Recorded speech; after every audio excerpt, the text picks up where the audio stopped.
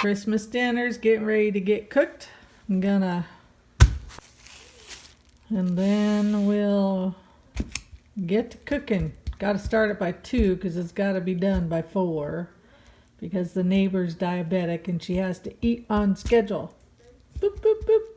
I literally have 273 videos saved on my phone that all need to be edited down and posted.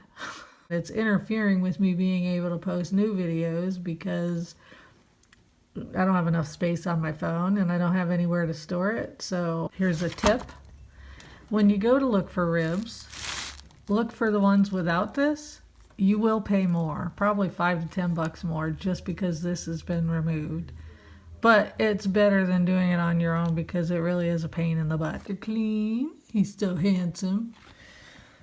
And then, yeah, you want to do this part in the sink because, you know, it'll be pretty obvious in a second. I am not a butcher, and I'm never doing this again because it is gross and disgusting. Okay, so there you go. That's gross. Whenever I have sweet things or anything else, I always clean out the packages before I stick them in the garbage. I know it sounds weird, but it actually keeps the bugs at bay because they get more of the detergent smell than they do the food smell. I'm not going to say that we don't get bugs, but we get very few. I'm not going to show you the whole thing, but I'll just show you. I am going to cut. I'm probably going to give that to the neighbor. She can only have a small amount because she's diabetic. She probably shouldn't even be having these at all. But she said, sure, why not? But look at that meat. That's some good meat on there. So here we go. Here's the butcher stuff that I really don't like. Sometimes they'll just pull off according to some people. And most of the time they don't. So if you can get under there really good, you can get it off pretty easily. That's not what's happening today. If you make ribs and they don't come out tender, this is part of the reason why if you have not removed this. This is a must-do for tender ribs. Okay. I'm going to work with it a little bit and see if I can get it to at least pull up so you can see it. As nasty as it is, I think you have to use your bare hands. Because if you see this right here, this is the membrane part that you need to pull up. And you got to be able to grab it, especially if it's a little bit tough to get to. And you just got to kind of be careful and inch your way through it. So truly my recommendation is don't bother with doing this. Don't buy the cheap ones. Spend $10 more, get a good pack of ribs that are already cleaned off of the membrane. You can even ask the butcher to do it for you. They'll gladly do it, but you know, I didn't think of that. Okay, I grabbed the smaller one and that seems to be working a little bit better. Pulling this thing off right here. I think it's called rib back sauce, which I like the bourbon one, tastes the best. And yeah, and if you're a recovering alcoholic, you can still have that. Of course, the choice is always up to you. And because I mean there's no real alcohol in it at all, so you can use the bourbon flavored one if you want, because I've got 20 years and I'm using it and I haven't gotten drunk yet. So there you go. That's how it's supposed to peel off pretty easily. There you go. So you want them to look like that without the membrane. Look at that. See? You can see that it's so disgusting.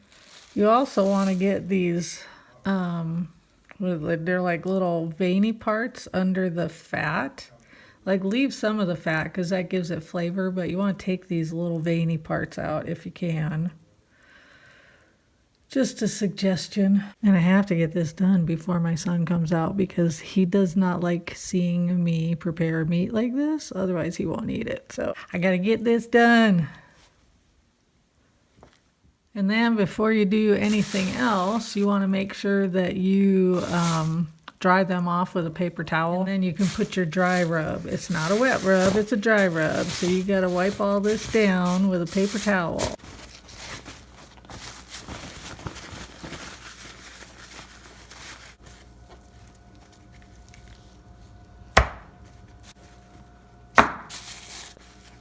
And I'm not gonna lie, these are the cheap Kroger, probably Smith's brands, I think, is Kroger. Private Select is Albertson's generic brand.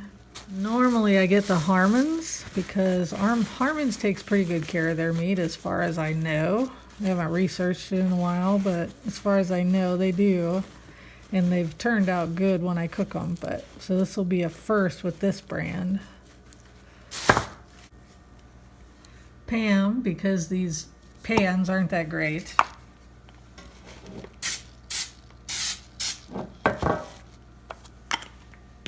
Salt, not too much.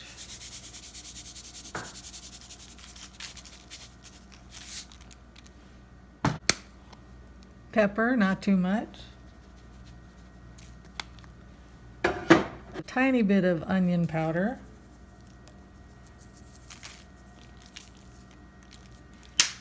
And a tiny bit of paprika. That's just for the initial rub down.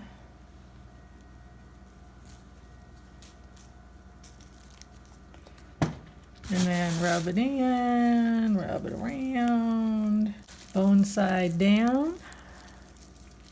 Okay, a couple of those are gonna cook earlier than the rest, but I did that on purpose for the neighbor. There.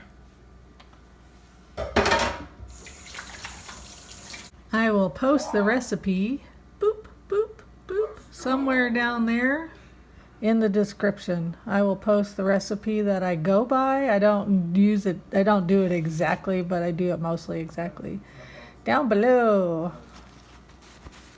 Clean up is easy peasy when you do it this way. Boop, boop, boop. Boop, boop, boop, boop. Done. I was wrong. Okay, I forgot to put foil over it, and my suggestion to you is buy the Costco brand foil because it lasts forever and it's really good. This foil is dollar store foil and it sucks. And then temperature wise, boop, 275, not 400, so took care of that. And 3 hours rather than 2, but I think these will be done in 2 because I separated them into smaller portions, and I put the neighbor's 3 pieces in the back of the oven because they'll cook faster back there for some reason. So there you go.